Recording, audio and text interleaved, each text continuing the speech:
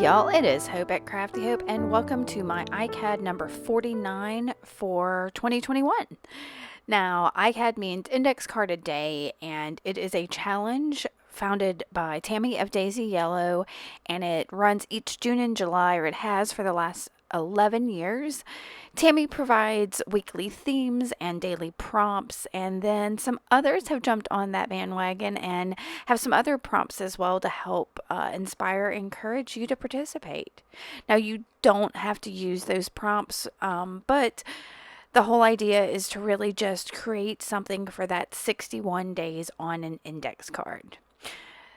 I like to start my index cards, as you can see, with a little bit of collage. I grab whatever papers I have, usually just scraps of things from other projects. Everything's a scrap, though. I mean, I take bigger pieces and just tear them down and make scraps. So everything's a scrap. And that's exactly what I'm doing, are using these book pages and bits of painting papers and ephemera.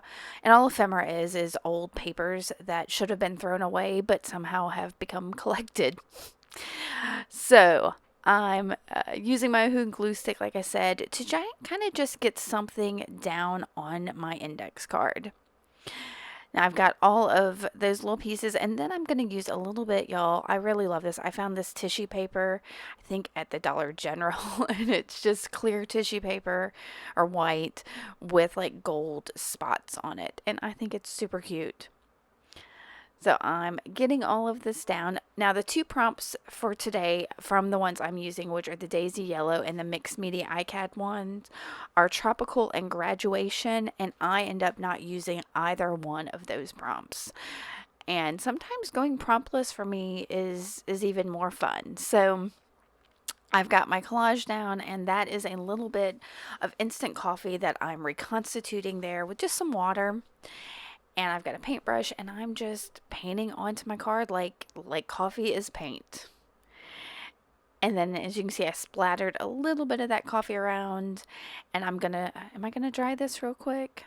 I'm not sure. I think I am pulling out some, nope, I'm pulling out my heat gun and I'm drying it real quick.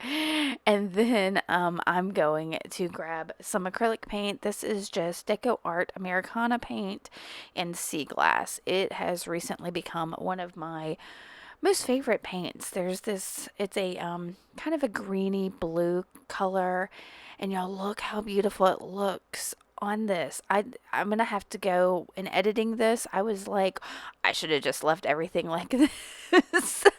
Because it's gorgeous. I'm going to have to come back and use that palette. I really love it. But for this one, I decided to jump in with a little bit of the Liquitex acrylic ink in this color that I'm going to say wrong because it is Phthalocyanine green blue shade. And like I said, I probably said that wrong. I will have it written in the description box below if you need to know what color green this is. There'll be a link, hopefully also to the product on Amazon.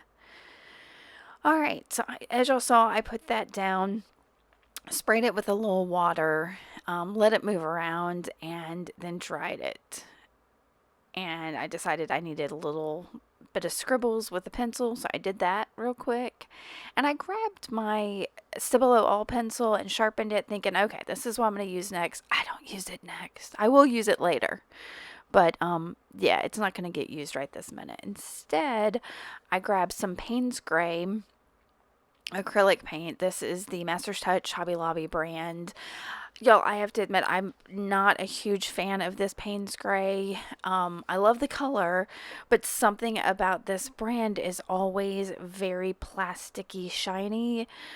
When if I dilute it, it's fine. If I put it down like I am now, it gets really shiny, and I'm not a super shiny kind of girl. So I'm just putting some little squares of that, and I'm going to dry those and then come in with my, what is it called? A Signo gel pen in white, and just make some little marks on the inside.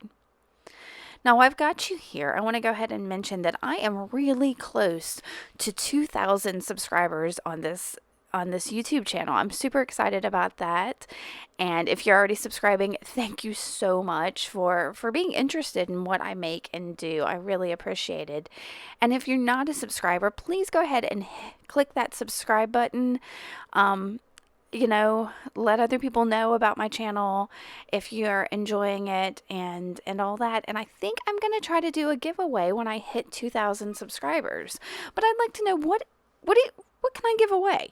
What would you be interested in getting from me? I've got a list here of maybe, would you like some of the craft supplies I use often, or some hand carved stamps, or some of the ephemera I used, or an art adjunct journal I make, or even some of the jewelry I make, or a gift card to my Etsy shop, something like that. So let me know what you think I should give away in my 2,000 subscriber giveaway. All right, y'all. I pulled out back to the card we're working on now. I pulled out my Tim Holtz paper dolls and almost immediately found this little guy who's sitting, and I'm going to make him sit on one of those little Payne's Gray squares I've got going on there. And I'm using matte gel medium to stick him down just like that, and I thought he worked. And I'm going to use my ink and paint bottles to hold him down for just a second. And then I've got those Tim Holtz, I think they're called clippings stickers. And this one says, "For thy sweet love remembered." And so I'm sticking that down. And then I think now I'm going to use my Stabilo to go around my phrase and my little dude that's sitting there. And in a minute, I'm going to go ahead and just accent the corners with the Stabilo. And all of that's going to be activated with a wet paintbrush. Easy peasy. And I think that'll finish up this card. So I appreciate you being here. Like I said, I'm pretty sure I'm going to do a giveaway, but y'all let me know if there's something in particular you'd like to win from me, because I kind of want to give the people what they want. So, all right, y'all. I'm thankful you're here. Keep on crafting on. Thanks for watching. Bye.